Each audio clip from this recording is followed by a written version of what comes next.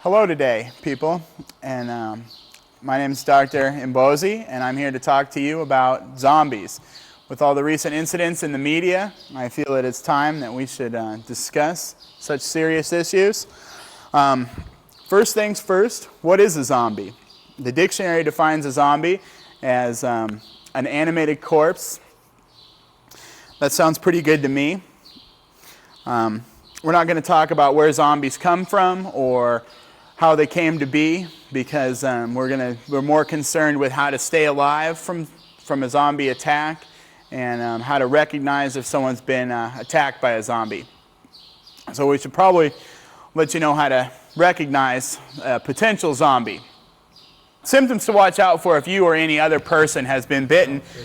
In the first hour after a bite, you'd notice a little discoloration and immediate clotting of the wound. No blood would be flowing from it. In the 5th or 6th hour, chills, vomiting, pains in the joints, general fatigue. By the 10th or 12th hour, the lower body will be completely paralyzed. The subject won't be able to move. Loss of feeling in the extremities. Heart rate will begin to slow. In the 16th or 18th hour, subject will slip into a coma, unresponsive to any external stimuli. 24th hour, in between that time period, subject will pass. After that, between an hour, 2 hours later, subject will reanimate as one of the living dead. Many people think that when you turn into a zombie, or one of the people you know turns into a zombie, that you gain superpowers. Such is not the case. Zombies have the same limitations as humans, except that they're already dead. They are of one mind, which is the pursuit of human flesh for feeding. They can sense, so to speak, where this flesh would be obtained. It's all that they are looking for. Mindless, purposeful eating machines. Now we're going to talk about the different levels or grades of a zombie outbreak. Grade 1 would be the smallest outbreak, consisting of between 1 to 20 zombies and about equal number of human casualties. This is an outbreak that you would never hear of unless you personally witnessed it. Covered up as random accidents by the government, not covered by the media, over within a day, maybe even less, 12 hours. These happen frequently, but obviously no one is aware of them. A grade 2 outbreak would consist of 20 to 100 zombies with human casualties in the upwards of 200 to 300. There would be some media coverage because such a large event would be hard to cover up, but it could be passed off by the government as a chemical spill or nuclear incident. Typical infestation of a grade 2 would be between 48 and 72 hours before the military could contain it. If you lived in the immediate vicinity, you might have an inkling of what was going on. Other than that, it would be well suppressed by the government and the media. Grade 3 would be a different story, consisting of thousands of zombies and human casualties equal to or much greater than the amount of zombies. No media coverage because of the extreme danger involved. Full military presence, full martial law. I would expect curfews. Pretty much general mayhem if an outbreak like this happens. An outbreak like this would lead to a grade 4, which would be total zombie apocalypse. Hi, I'm Susie Sandstorm reporting to you live here from Hilltop Park. There have been breakouts of random violence all over the city. Here at the park there have been reports of muggings, murders involving decapitation, and groups of people gone missing. These strange phenomenons have gotten people all over the city scared for their lives. Sir, what do you think about these strange and bizarre occurrences? Run! Well, folks, you heard it here first. I'm Susie Sandstorm reporting for ZPTV Channel 17. So we've talked about quite a bit today, and we have quite a bit more to cover. But first, a few words from our sponsor. Say you just got bitten by a zombie and you have less than 24 hours before you turn into one yourself? What are you to do in a situation like this? Freak out and go on a rampage? No. Just grab some zombie spray, spray it on the infected area, and in seconds the patented formula will do its job. You can purchase this amazing miracle spray at any local drugstore or pharmacy. Don't throw your life away. Let zombie spray save the day. General Health is not liable if the product is ineffective. Product may cause burning, stinging, and/or excruciating pain. Thanks, zombie spray.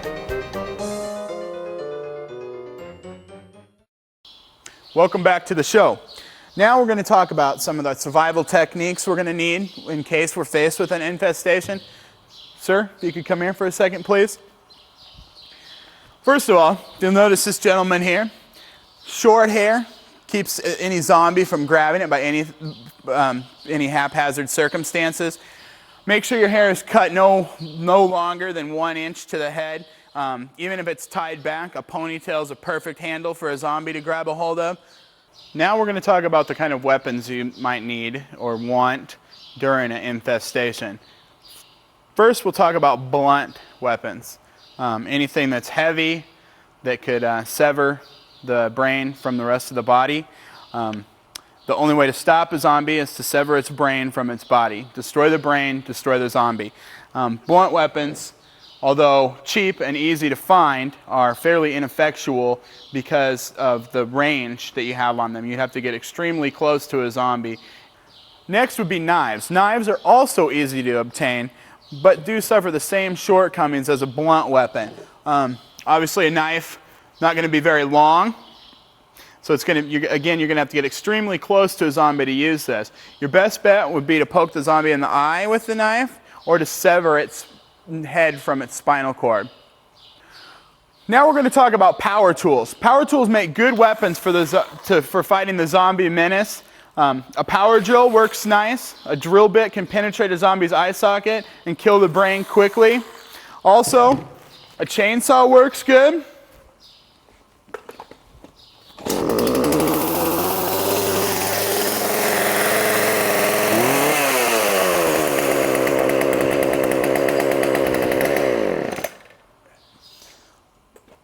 The unfortunate drawback of power tools is that they require some kind of fuel, gasoline or a battery, which will be unavailable in a class 3 or 4 outbreak.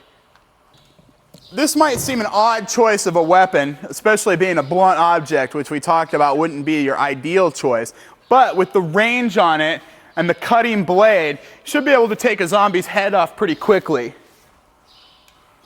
Next, we're going to talk about the weapon of choice for fighting the zombie menace. This would be your firearms. This would be a .45.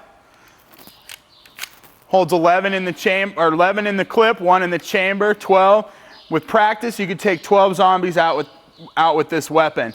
I would try and stay away from anything that's automatic. You might see in the movies Arnold Schwarzenegger or Rambo shoot a machine gun with one hand. Most of us aren't that strong, and the recoil would blow us back from it. I would stay anything low caliber and semi-automatic. Now's the time for the special part of our show. I've obtained a live specimen, and I'm going to demonstrate to you how to kill him using one of these bladed weapons. Let me move this board out of the way.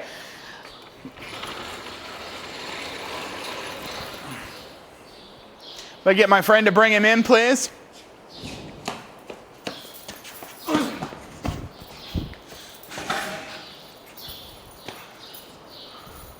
Chain securely, sir. Thank you. Now I'm going to pick a weapon here. Oh!